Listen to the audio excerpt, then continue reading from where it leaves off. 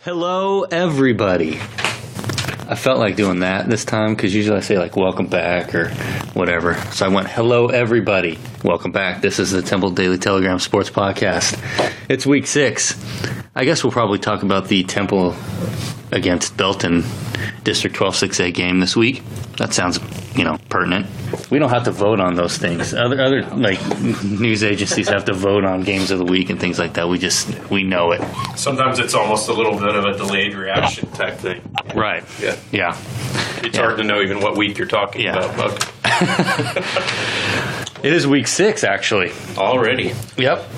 Check out these games on tap. Thursday, Harker Heights at Killeen Ellison. Also in 12-6A, as we mentioned, Temple at Belton. Marcus is playing soundtrack in the background. Copper's Cove at Owaco. Doesn't Fox use that for football and baseball? Probably. Yeah. It's like, get a lot and they also still have to use Joe Buck for football and baseball, which I can't understand. But we digress. Cannot and will not. Yeah. Also 12-6A, Killeen Shoemaker at Killeen. 8-4A2, Robinson at Salado.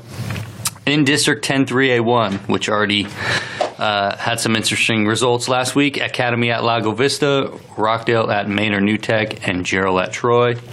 District 8-2A Division 1, Itasca at Bruceville Eddy, and Riesel at Moody.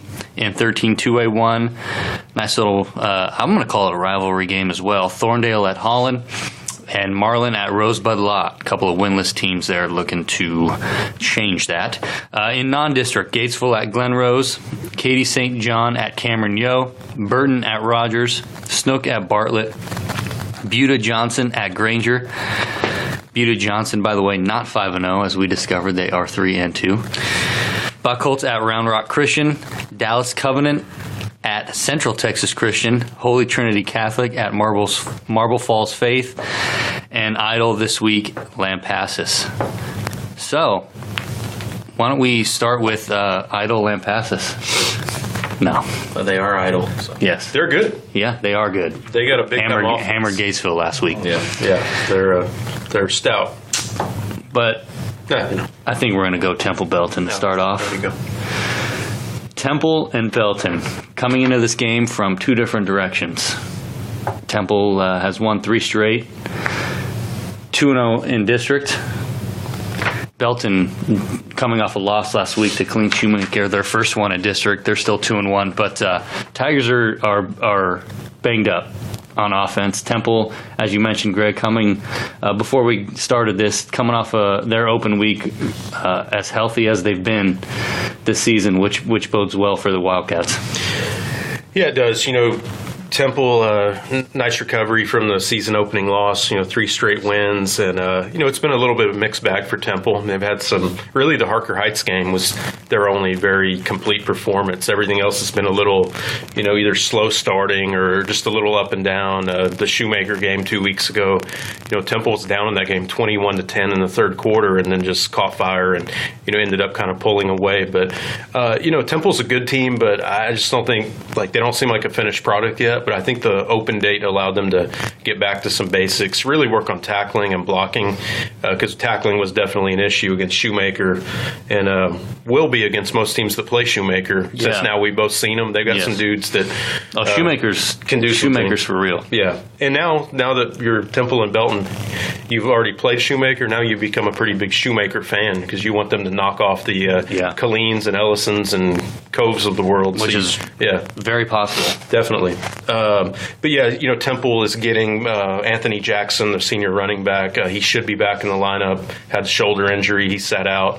So, he's been inactive for a couple weeks now. He should be back. A couple other guys was just ankles and bruises here and there. So I think Temple likes its team right now, but they're not taking Belton lightly at all. One, because it is a big rivalry game, and you never know how those things are going to go. But I just don't think, like Scott Stewart at Temple, the coach, he doesn't think Temple deserves to look past, overlook, take anybody lightly because he just thinks they're yet to really hit their peak, and he's going to stay on them until they play a complete game. Which, and that's kind of understandable. Just like we've talked about in past podcasts, this district, I mean, you can't afford to take many teams lightly. No.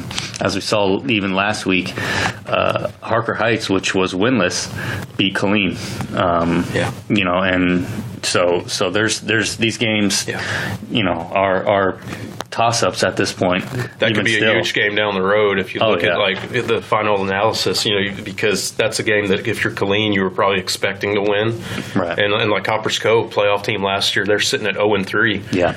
It's not looking too good for their playoff chances. So, right. It looks like Waco might be the only team that everybody beats, but who knows? Even they could jump up and surprise somebody. And, you mentioned how this rivalry game, you never really know what to expect. I mean, the last three, for example, when this game resumed after a couple-year hiatus, they've all been decided by 8 points or less. Yeah. I think it went 8-7, and then last year was 5.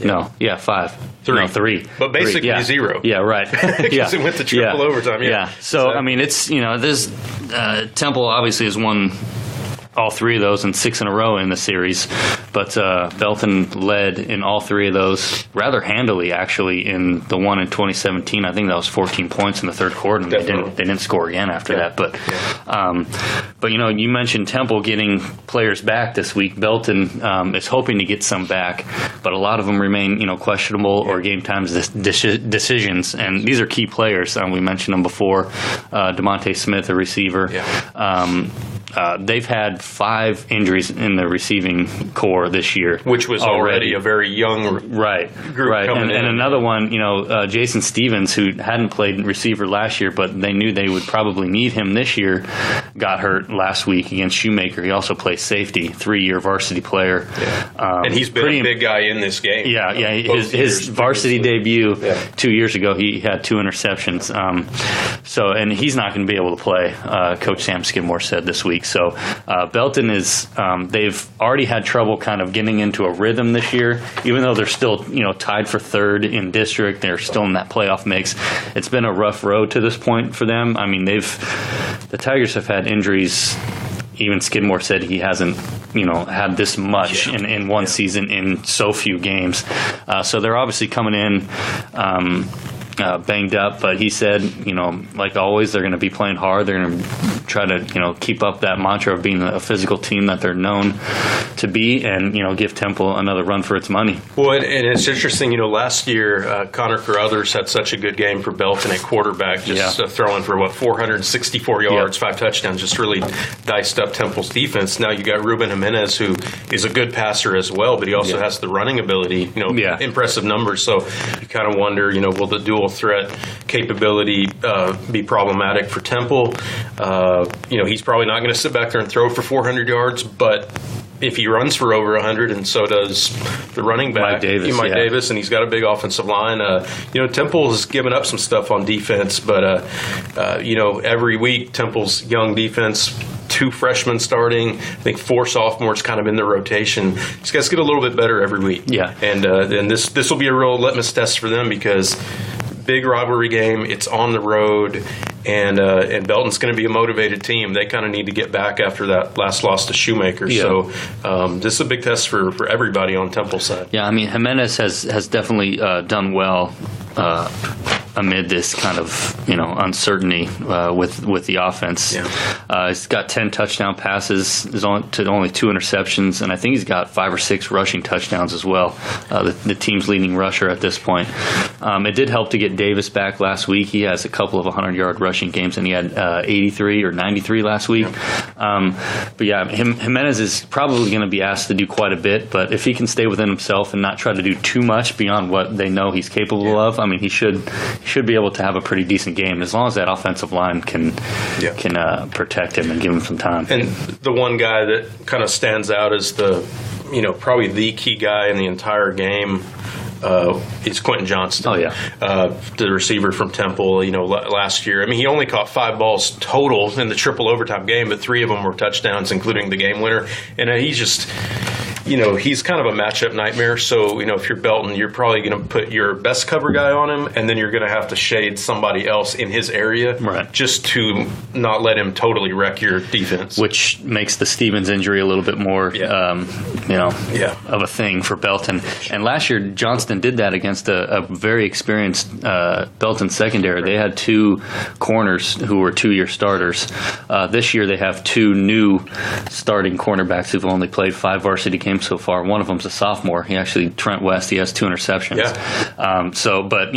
So Johnston did that against an experienced secondary. Now let's see what how Belton's going to deal with him with a more inexperienced secondary this season. If this game is it officially a sellout yet? I know Temple sold out its allotment of tickets pretty quickly, but as far as I know, their allotment that they had in hand, right? Yeah. I know yesterday at about 4:00 there were like 900 general admission tickets each for both sides. Okay. I'm sure it'll get pretty close to a sellout. I don't know. Sure. We'd have to check when we get there as far as it's technically a sellout or not, but it's going to be pretty packed. I mean, the last time weather this time. Yeah, the last time it was at Tiger Field, I mean, there were people standing along the fence line. And, the last 2 years at Wildcat Stadium, I mean, that place was packed. One thing that's interesting, that was Scott Stewart's first game as Temple's coach. Yeah. First head coaching game of any kind for him. And the following year was Skidmore's first head coaching. And so this is actually his last Temple Belton game as head coach, Skidmore. Yeah. Before he becomes I guess he already is the full-time athletic director for the district, but this will be his last hurrah as head coach. So that would be a big motivation for the Belton players to give him send him out with a win in this series before he. Yeah, you don't have to look very far for motivation on either side. And you mentioned in your notebook too, not many of these Temple players have played in this matchup, and that goes for Belton as well. I mean, I think there's only, aside from Belton's offensive lineman Jimenez, who was actually a receiver at this point last year.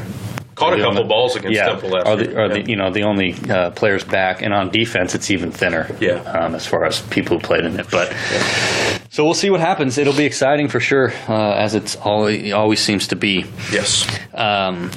Where should we go next? Anybody have a thought? Where do we want to go next?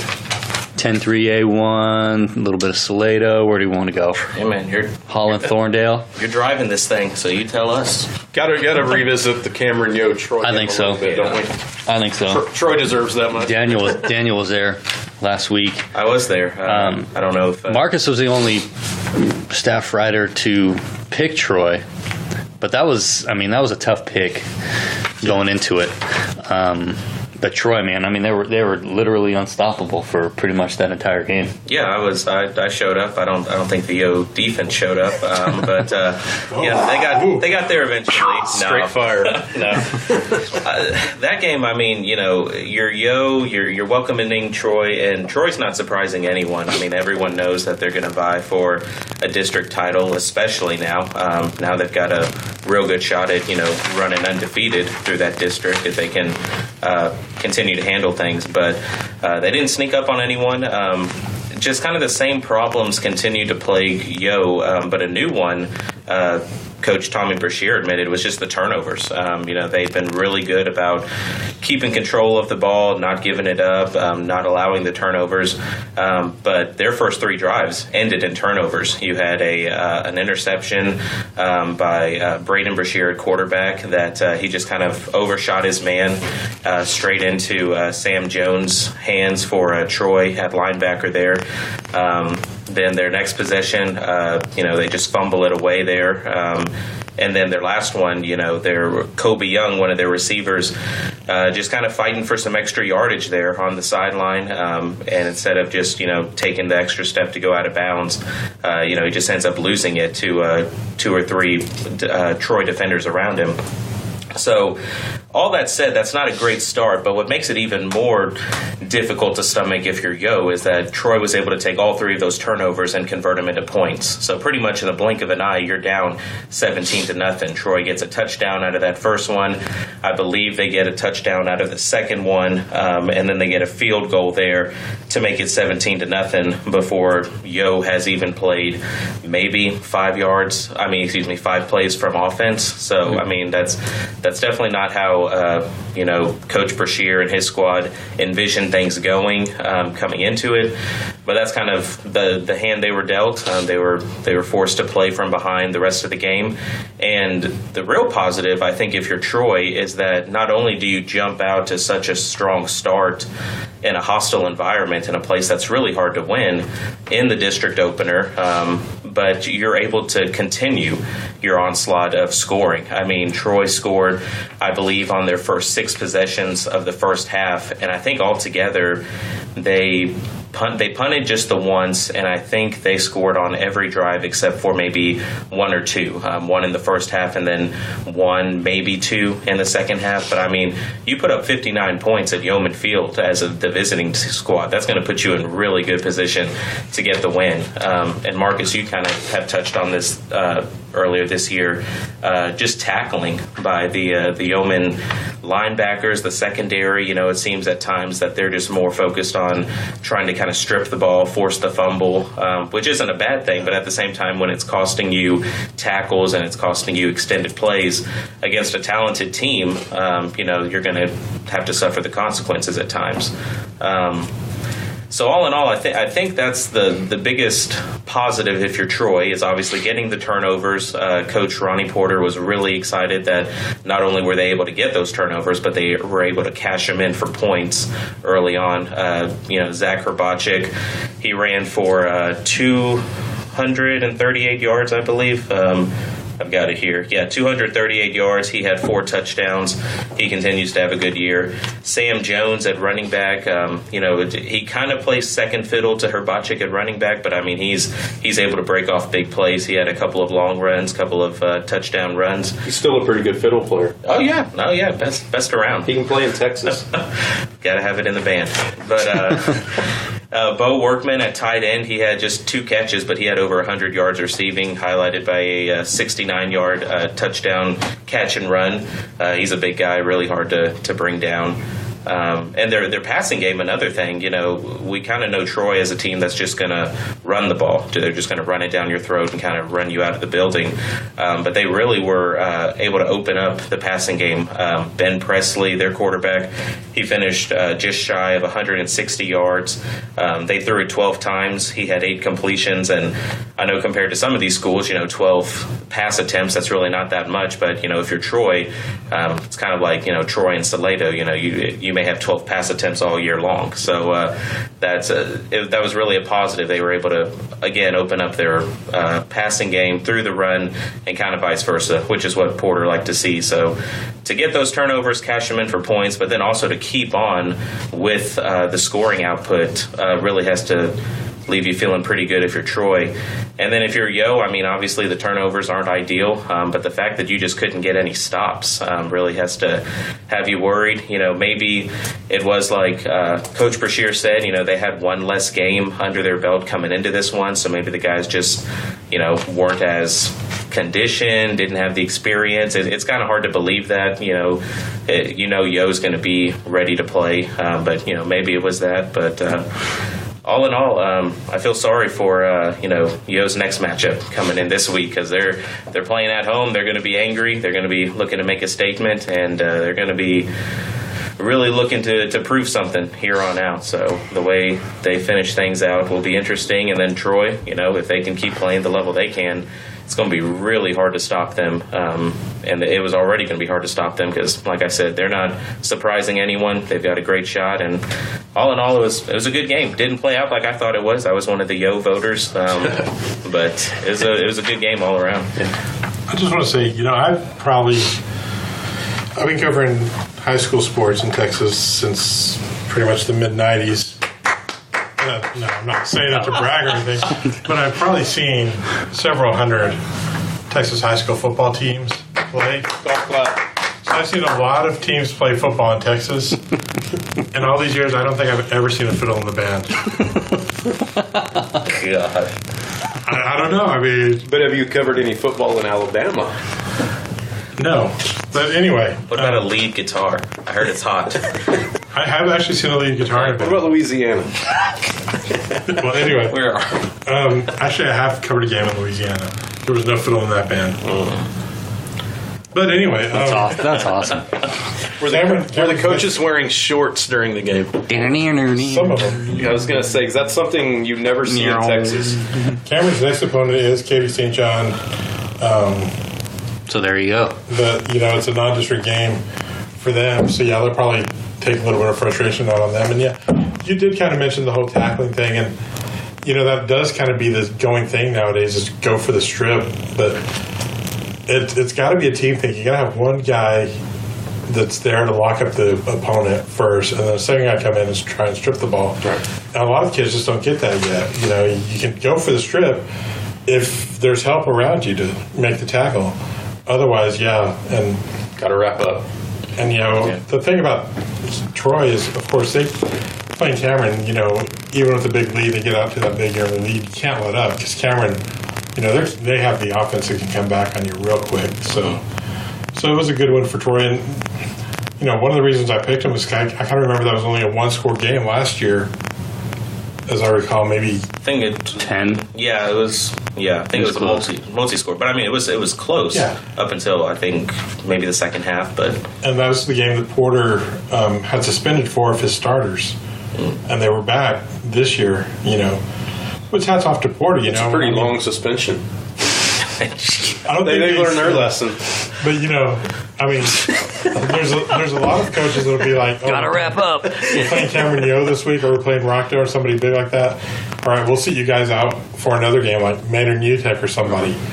A good coach is going to have discipline on his team, and that's one thing that the game that I was at last week. The biggest difference in that game, I was covering Holland and Hearn. And the biggest difference in that game was that Holland's players were disciplined. One of the coaches from Hearn actually told me before the game, we have some terrific talent on this team, but we have some terrible attitudes. And you could tell that made a difference. When you've got kids that have talent, that's great, but if they're not a team player, it's going to hurt the team. And you could see it as Holland kind of took the lead late and Hearn, things were going well. The attitude catches up to you, and Holland's boys can be a little bit feisty, but they're going to do what they're told. They're well coached. Right. They're going to play to the echo of the whistle, but they won't hit you like 3 seconds after the whistle. Right. Sometimes. Brad Talbert was. Well, They've never hit me. yeah. Well, kind of going off of what you were saying, Marcus. When I was at the Mark game, that's a perfect example. Is that when things were tough and they were still battling, scoreless game going into the fourth quarter. Guys would come off after a defensive stand that didn't go great or whatnot, and be a little down, but you had other senior guys coming in and saying, "Hey, don't toss your helmet. Don't hang your head. We're still in this." So there's definitely a lot of just accountability, not just from the coaches, but from the players over there, which like you said, speaks volumes. Right. And there's going to be ups and downs for Holland in this game coming up against Thorndale. 2 best teams in the district. I don't know if you want to call it a district title game, but the second week of district, but it's almost that. Whichever team wins is going to have the inside track to that title. Yeah, you definitely can't throw out Thrall yet. But True. Thorndale's, it does probably look like Holland and Thorndale are going to be the front runners. And Holland, of course, they went up there last year and won by a point when Thorndale scores a late touchdown off a fumble to make it within the 1 point, and then Holland just holds on for 4 downs, gets a turnover on downs after they give Thorndale the ball back. Yeah. And it could be that type of game this year, and Holland's going to have to play discipline because Thorndale runs that slot T offense. They'll run run at you all day. Mm-hmm. And they've been doing it well all year. Yeah. But Holland, Yeah, Thorndale's put up some big numbers offensively. Yeah. I was trying to find that. And their one loss, I think, was only by 2 or 3 to Bremond, maybe. So it's and everybody else they've crushed. Yeah. I think a couple shutouts in there, really lot, and one of them last week was against Rosebud Lott. I think it was 63-0 or something like that. But I would think against a team as good as Holland and as experienced as they are, that actually kind of plays more to Holland's advantage. That you're facing a one-dimensional offense. Yeah. Or just another really good team. That's not to say it's not going to be a really close game again, but these teams probably know what each other is going to throw. But Holland, if you're facing Holland's offense, they've got the means to beat you with the pass or the run. and different guys running the ball. Like it might be Clay Cooper one night, it might be Zane Spinn. He might throw it around to his receivers another night. So that's got to be a tougher offense to stop. But anytime you face one of those slot T offenses that really knows what it's doing, it's like buckle your chin strap. It's going to be a long night. It's just a you just have to send everybody you can to the back. The thing is, it's going to be a run. But you just don't know who to where. Who and which way. Only that it's probably not going to be the quarterback. Right. And I mean, to tell you kind of just how well-oiled right now Holland is, Clay Cooper last week in pregame warm-ups gets hurt. He's there in his pads, has everything, and which you had in your story. Right. And I don't know, I don't think we've talked to Talbot yet to make sure for sure that he's going to be in this game. But, I'm talking to Talbot afterwards, asking about what they're thinking. And he's like, the coaches are kind of scrambling 20 minutes before the game, trying to figure out what do we do now, And like he told me in the quote, we do have other players that can carry the ball. And they showed that last week. But, when you have to pretty much adjust your entire offense because your star running back is suddenly injured and not available for that game, that just kind of tells you how good Holland is, that they can do that. And they got to adjust their defense, too, because a guy like him is going to play both ways. I didn't even bring that up in the story, but he is a stud on defense. And Holland's defense, the best in the area, averaging just 147 yards allowed per game.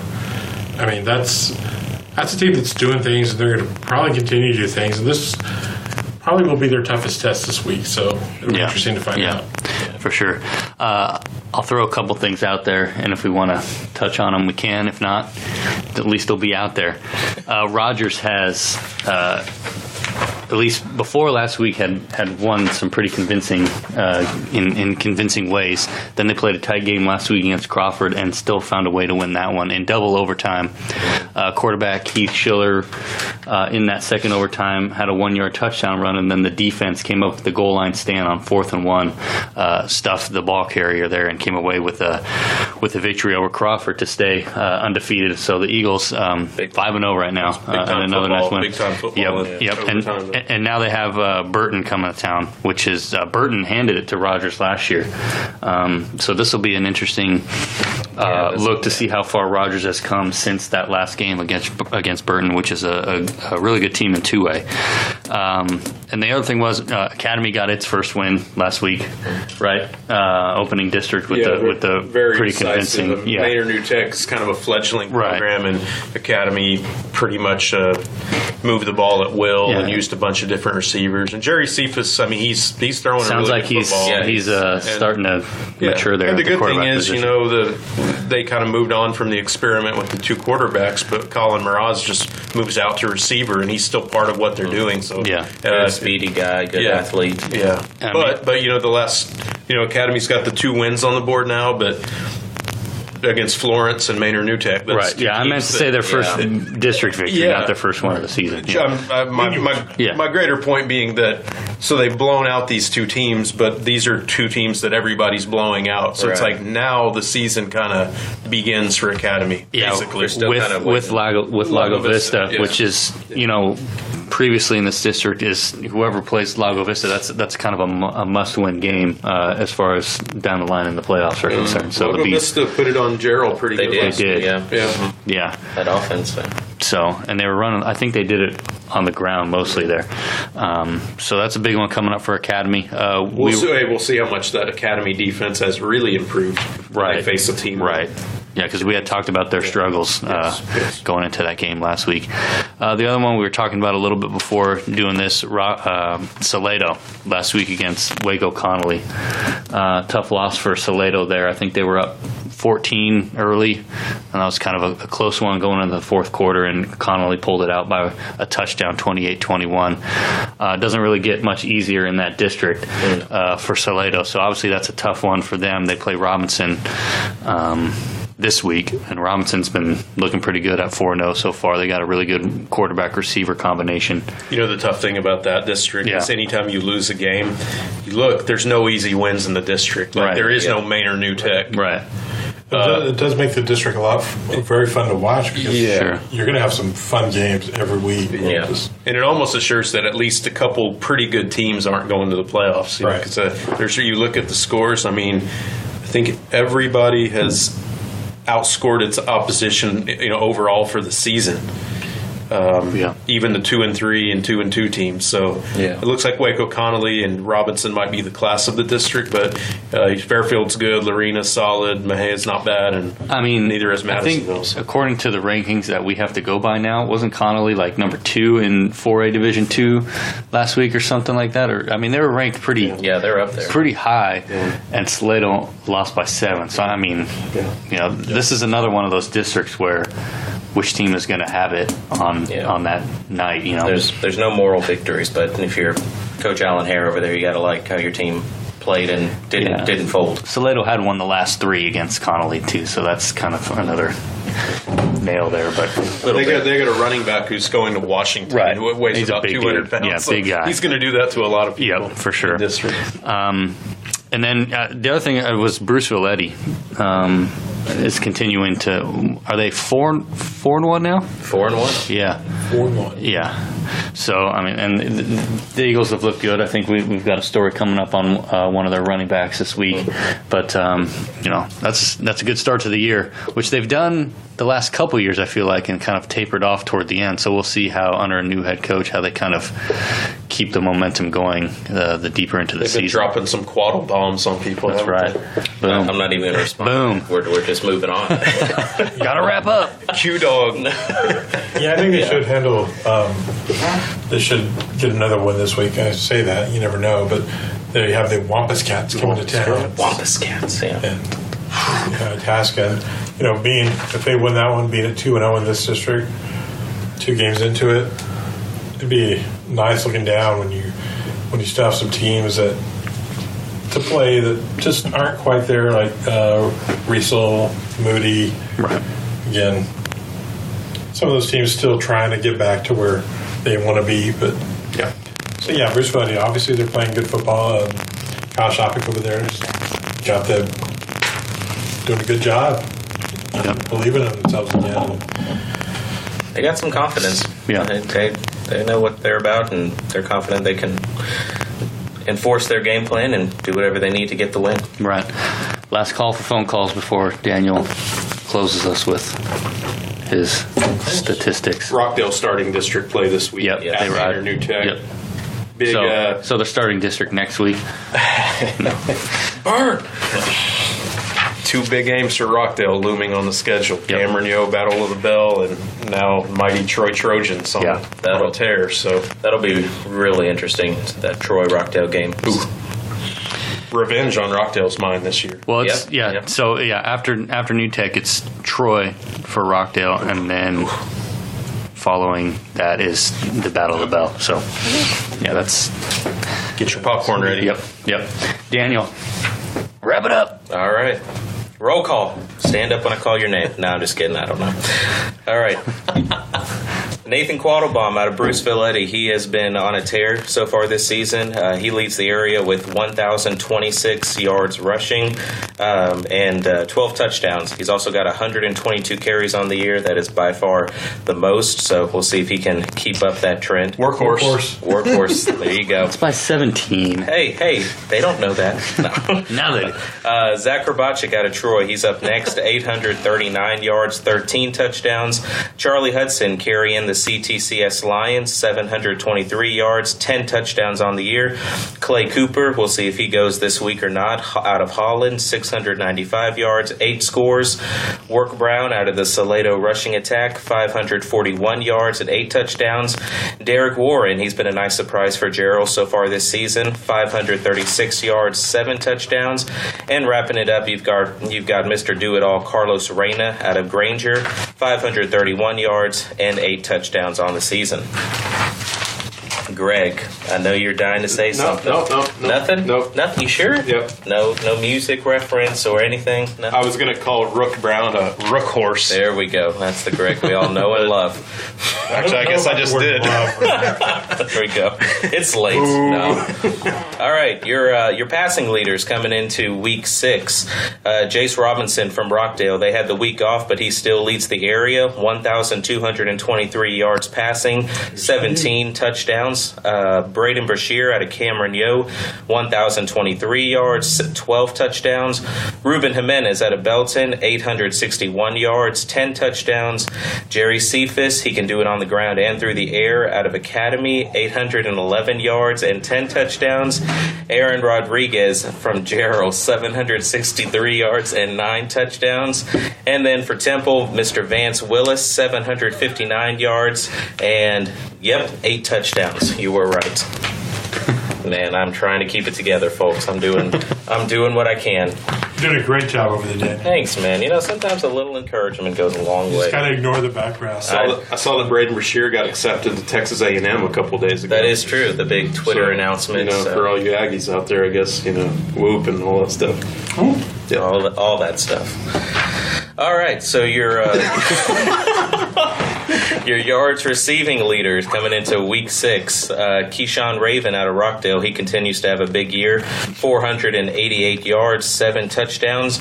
Braden Lilly out of Academy, he leads the area with 34 catches. He's got 476 yards and a trio of touchdowns. Mr. Kobe Young out of Cameron Yo, 397 yards and 6 touchdowns. Quentin Johnston, he'll look to have another big game against Belton this week. He's got 386 yards and 5 touchdowns. Joseph Crathers out of Gerald, 363 yards and 4 touchdowns. And wrapping it up, another Cameron Yo guy, Zachorian Spikes, 343 yards and 3 touchdowns on the year. Talk to everybody next week. Bye.